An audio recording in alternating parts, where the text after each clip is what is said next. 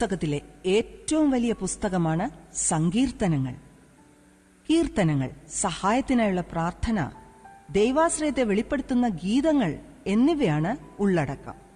മനുഷ്യന്റെ എല്ലാ വികാരങ്ങളും, അതായത് ദുഃഖവും സന്തോഷവും വിശ്വാസവും സംശയവും വേദനയും ആശ്വാസവും നിരാശയും പ്രത്യാശയും കോപവും സംതൃപ്തിയും ക്ഷമാപണവും പ്രതികാരവാഞ്ചയും എല്ലാം സങ്കീർത്തനങ്ങളിൽ കാണാം.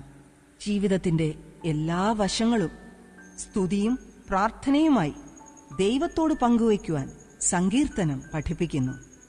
വേദപുസ്തകത്തിലെ പ്രധാന ആശയങ്ങളായ സ്തുതി, വിശ്വാസം, പാപദുഃഖം, ദൈവിക സഹായം, വിശ്വസ്തത എന്നിവ സങ്കീർത്തനങ്ങളിൽ വ്യക്തമാണ്. ആരാധനയിലെ ഉപയോഗത്തിനായി എഴുതപ്പെട്ട സങ്കീർത്തനങ്ങളാണിവ. സങ്കീർത്തനങ്ങൾ യെരുശലേം ദേവാലയത്തിലെയും പിന്നീട് സുനഗോഗുകളിലെയും ആരാധനയിലും തുടർന്ന് ക്രിസ്തീയ ആരാധനയിലും പാടുവാനും പ്രാർത്ഥിക്കുവാനുമുള്ള പുസ്തകമായി തീർന്നു.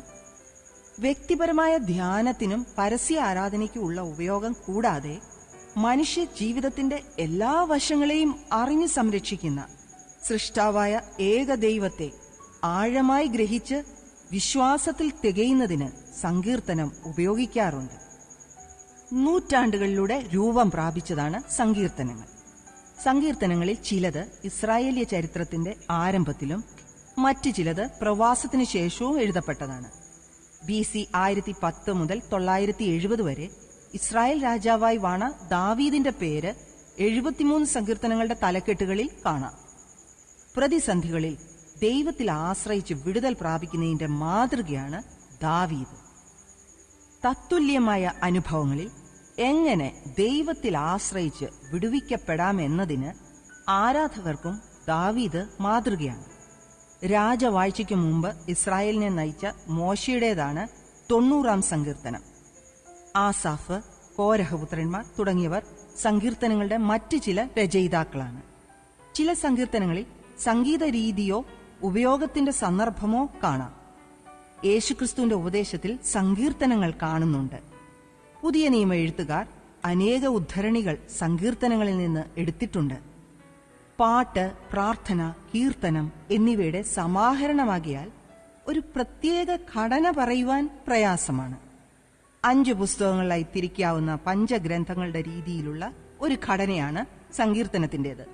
എന്നാൽ ഇത് വിഷയാധിഷ്ഠിതമായ വിഭജനമല്ല. 1:1 മുതൽ 41:13 വരെ 1-ാം പുസ്തകം. സങ്കീർത്തനങ്ങളുടെ അവതാരികയായി 1, 2 സങ്കീർത്തനങ്ങളെ കരുതുന്നു. 1-ാം പുസ്തകത്തിലെ മിക്ക സങ്കീർത്തനങ്ങളും ദാവീദ് രാജാവാണ് രചിച്ചത്.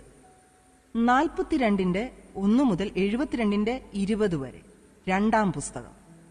2-ാം ഭാഗം കോരഹപുത്രന്മാർ, ആസാഫ്, ദാവീദ് രാജാവ് എന്നിവരുടെ സങ്കീർത്തനങ്ങളാണ്. 73-ാം അധ്യായം 1 മുതൽ 89:52 3-ാം പുസ്തകം. 3-ാം പുസ്തകം തുടങ്ങുന്നത് ആസാഫിന്റെ സങ്കീർത്തനങ്ങളോടെയാണ്. തുടർന്ന് കോരഹപുത്രന്മാർ, ദാവീദ്, ഏഥാൻ എന്നിവരുടെ സങ്കീർത്തനങ്ങൾ ഉൾപ്പെടുത്തിയിരിക്കുന്നു. സങ്കീർത്തനങ്ങൾ. 1-ാം സങ്കീർത്തനം. ദുഷ്ടന്മാർ